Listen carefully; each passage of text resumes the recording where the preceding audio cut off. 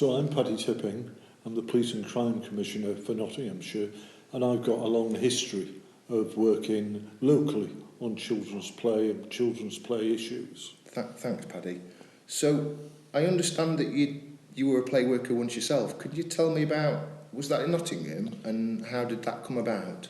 So I came to Nottingham to come to university in 1969, and between 69 and 72, every year I ran a play scheme, and it varied the location, but we once had a fabulous time at Nottingham University, primarily for kids from a Muslim background, kids whose parents had come from Kashmir or they'd come from Kashmir, and it ran for a couple of weeks in the summer. A lot of focus on language and language development, but a lot of fun and frolics, and of course they come from Pakistan, a lot of cricket. England versus Pakistan, who always won? The blooming Pakistan team. And then after that I worked at the Mellors School in Radford before it was redeveloped, when the flats were there. And we had one really nice summer there with the kids from the school, pretty disadvantaged area, and we ran a play scheme there for them, and again it involved some local secondary kids. We brought some elderly residents to meet the kids. It was quite fascinating, young and old talking together about Radford now and Radford in the past, and it was a really engaging situation. But we played football, not cricket, down there. And was that the same sort of period of time, late 60s, early 70s? That would have been about 76. Right, so a bit later. Yeah, a bit okay. later. And who was that with? Was it part of a voluntary play scheme, or what organisation was it? Well, the school ran it. It was Mellors School. I was doing a bit of work with Robert Mellors School around disadvantaged kids in the area. Yeah. So I've been there working for a couple of months, and we decided we're going to run a play scheme at the school. And I think it's quite interesting, isn't it? Those were in the mid-70s, where schools were seen as community buildings that weren't locked up over the summer, that weren't fenced up, and it's just a sign of the times how things have changed. Yeah, Children's play, doing some stuff, doing some education, having some fun during the summer holidays when the kids are off, was seen as important. Yeah. And I think it's important today, and I'm sorry it doesn't happen in schools any longer. Absolutely. So that was a paid position then, as a play worker working with the school, or just as a volunteer? I guess I was at the university. I was writing a thesis around children, so it was part of my work and part of my research. Right. So it's in a voluntary capacity, alongside other volunteers, and people from the school. People from the school working. School teachers who were giving up some of the holidays, but a lot of volunteers. Radford Tenants Association were heavily involved in it as well. Fantastic, thank you. So the stuff that you've spoke about so far, that predates Nottingham Play Forum. Now I've heard lots of different things, but were you involved in the establishment of that, or do you remember that time about that coming together? Because I've spoken to Ethel Swan about that, and I just wondered if you can recall how that came together. Well, it kind of happened because there were people like Ethel Swan who was about, and there was a bloke called Al Kestenbaum, who was a senior officer in the social services department of the county council, and he was quite engaged in this.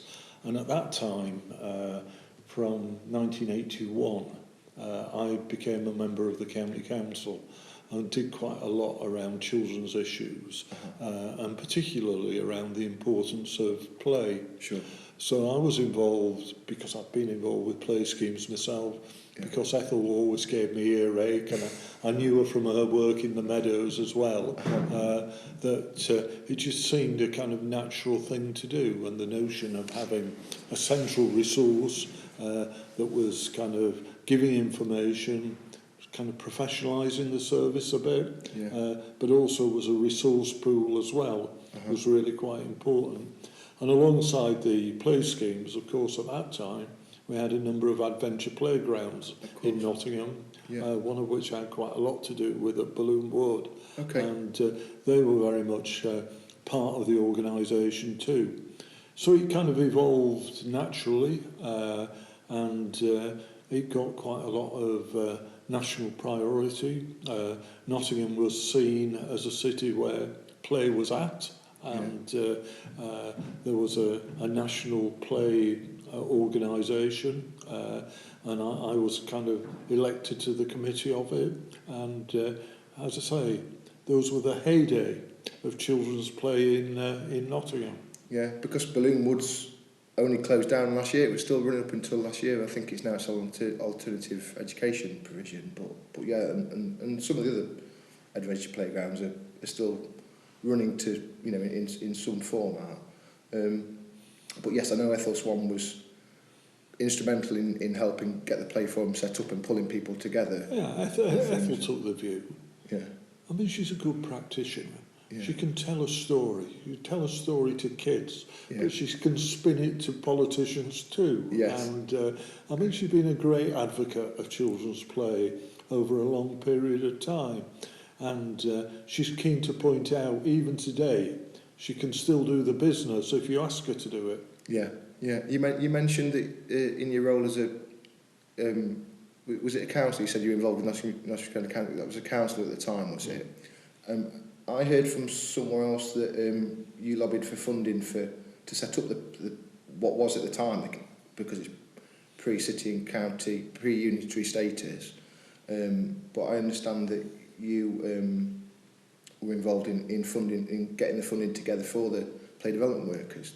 Yeah, can you recall about that? And yeah, I mean, a lot of the money came via the county council. Some of it came down from nationally. Yeah. But as I say, those were the days when austerity wasn't quite as biting as it is now. So it wasn't easy, but we saw kids play, children's play as a priority. And I mean, in those days, there was a view around, certainly a view I took then, and still I take now, that actually learning is imaginative, and getting young kids to do stuff and experience stuff is really important. And that sense of adventure, sense of enthusiasm, letting them find their own way, letting them get into a bit of difficulty and put themselves in some potentially dangerous spots, I think is important. And I'm afraid the clock's changed a bit, and it's all around, as I see it, a timetable, a framework, a national curriculum.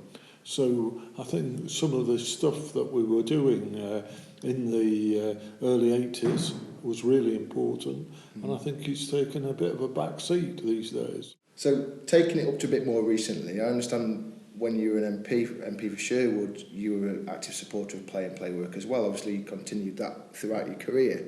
And I'd like to ask you a little bit about your involvement with Frank Dobson's play review at the time, and the fact that we were very close to getting a national play strategy. And I know you were on the all parliamentary group for play, weren't you? And could you just perhaps talk a little bit about that? I don't know. Well, I'd nearly forgotten about that. It seems so long ago.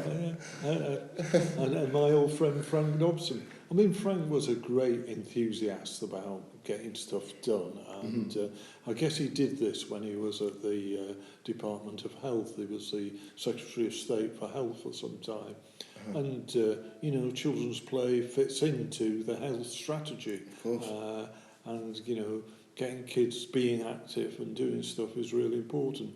So I was on the all-parliamentary group, and I used to talk to Frank an awful lot, and I raised play issues in Parliament. It'd be interesting to kind of have a look at recent parliamentary records to see whether play was still being debated in Parliament. But that notion that play was central to children's development was really quite important at the time.